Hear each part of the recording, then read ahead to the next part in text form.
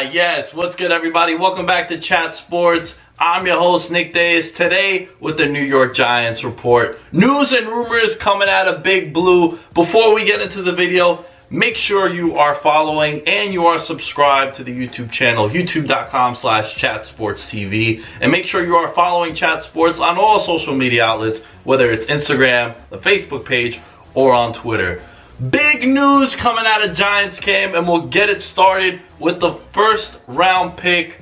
Late in the first round, the New York Giants made a trade getting back into that round to draft one DeAndre Baker, the former Georgia Bulldog, the cornerback, had a big injury scare leaving practice earlier last week, and that was something that had all of Giants Nation and the Giants organization holding their breath, because you never want to see a guy, especially during training camp, go down, non-contact injury, having to leave practice, either being carried off the field or stretched off the field. Those are never a good sign, and especially a guy as young as DeAndre Baker, who the New York Giants spent the first round pick on him, traded back into the first round to get him out of Georgia. This is a guy that the Giants are desperately needing to fill a void for that Giants defense, and it ended up being just a knee scare. It is a sprained knee, avoided the dreadful words of torn ACL, which would have ended the rookie season. It seems like DeAndre Baker, according to him,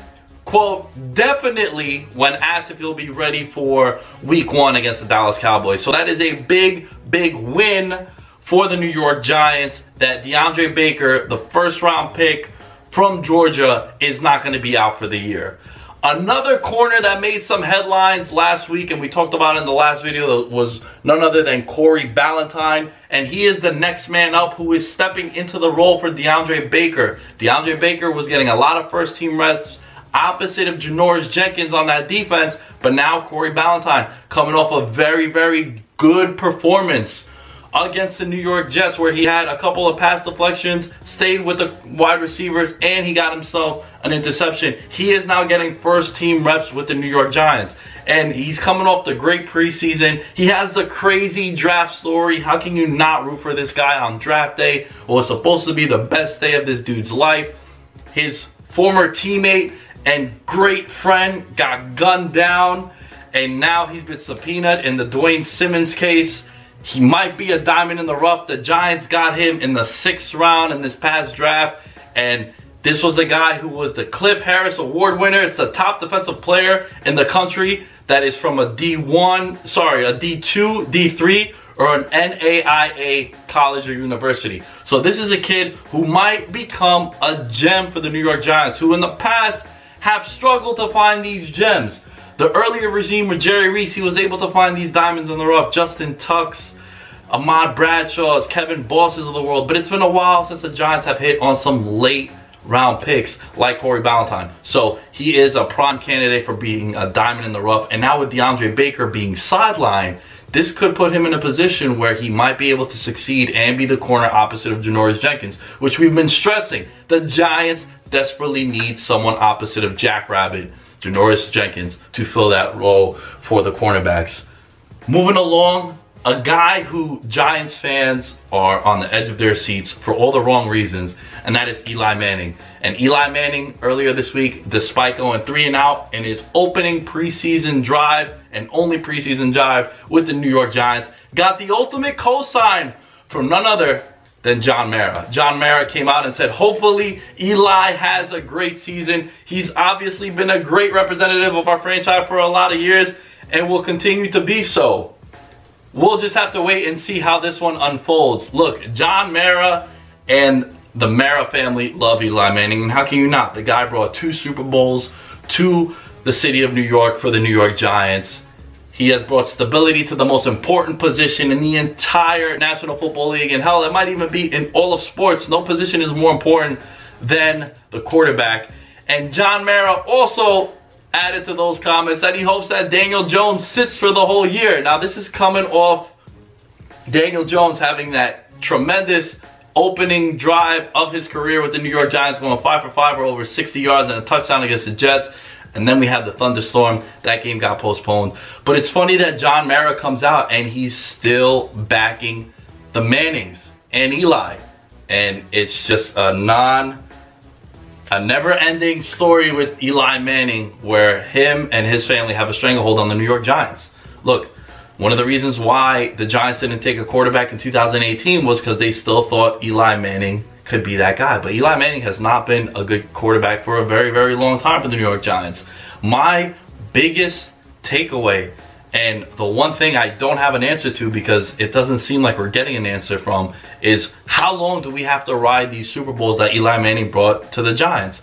I understand there are many organizations that have never even been to a Super Bowl, let alone won 2 in the last 15 years. But that goes without saying that Eli Manning is no longer that quarterback that could get the job done. So my question to you guys, weigh in the comments below. How long do we ride the Super Bowls Eli Manning has won? Because my take is you haven't been good for a very long time. The last time you were a really good quarterback was in 2014. That is 5 years. You haven't won a Super Bowl or a playoff game since 2011. At one point, do we have to just move on? Thank you so much. I'm probably going to name my first son Eli, God willing, but enough is enough. We need to cut the cord. We need to break away from Eli Manning and hand the team over to someone else. And that someone else might be Daniel Jones. We'll have to wait and see. But it is something that the New York Giants are going to have to address. And one thing I do know as a Giants fan, if Daniel Jones continues this trend and continues to light it up in the preseason and Eli Manning is going 3-and-out, there's going to be riots in the stands. They're not going to be happy. They're not going to be able to sign to keep Eli Manning starting with Daniel Jones playing that well. A guy that's not going to be available for week 1 for the Giants, hell, the first month of the season, is going to be none other than wide receiver Golden Tate. But here is a list of some of the snake-bitten injuries that have hit the Giants wide receiver core, whether it's suspension or injuries. Golden Tate suspended for the first 4 games. Sterling Shepard has a thumb injury. Apparently he has a dislocated thumb. He's having trouble catching the ball, but he's still out there running routes. Corey Coleman, who they got late last year, played a couple of games with the Giants. He tore his ACL earlier in camp. You're looking at a possible week 1 depth chart of Cody Lattimore, Benny Fowler, Russell Shepard, Darius Slayton, and fan favorite Reggie White Jr. Factoring in the fact that we traded away Odell Beckham Jr. last year, you're looking at the Giants having a huge injury or hole to the wide receiver core. Out in Las Vegas, professional sports bettors use this term, cluster injuries. That is when you get a lot of injuries to one positional group. For example, the New York Giants. You either have a suspension, a guy that got traded away that's no longer on your roster, or injuries. The Giants now are going to be down to the 4th, 5th, and 6th string wide receiver, depending on the status of one Sterling Shepard for opening week. But we do know that Golden Tate is not going to be playing in week 1. So my question to you guys, again, weigh in the comments below this video. Who's playing wide receiver in these 3 wide receiver sets for the New York Giants against the Dallas Cowboys?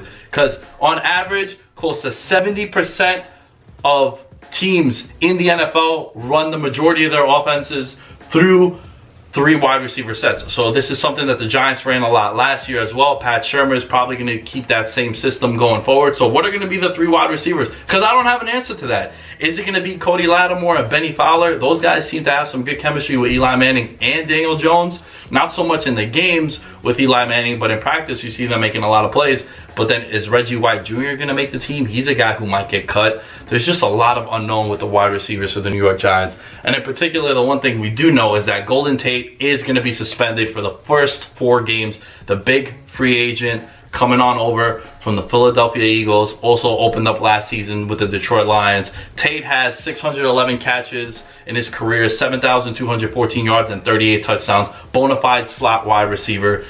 The NFL denied his appeal for 4 games, so he is going to miss games against the Cowboys, the Bills, the Bucks, and the Redskins. That is 2 games in division against division foes, and a game against Buffalo and Tampa Bay. Apparently, Golden Tate was trying to have his 3rd kid with his wife, and he took medication prescribed to him from a fertile specialist, and his wife were seeing and trying to have another kid. Golden Tate says that he was prescribed clomiphene by a fertile doctor, and that substance was not on the NFL banned list. So despite appealing, it does seem like Golden Tate is going to sit out this first 4 games, and it's going to be a big hole for that offense, because they brought in Golden Tate to be a guy, sort of an Odell Beckham Jr. replacement. Look, we know Odell is a hell of a lot better of a wide receiver than Golden Tate, but you bring in Golden Tate on that big money contract. You're trying to build an offense around Eli Manning and Daniel Jones that is a very West Coast offense, a lot of slants, a lot of stuff underneath, a lot of slot wide receiver prototypes, Sterling Shepard, Golden Tate, Evan Ingram split out wide.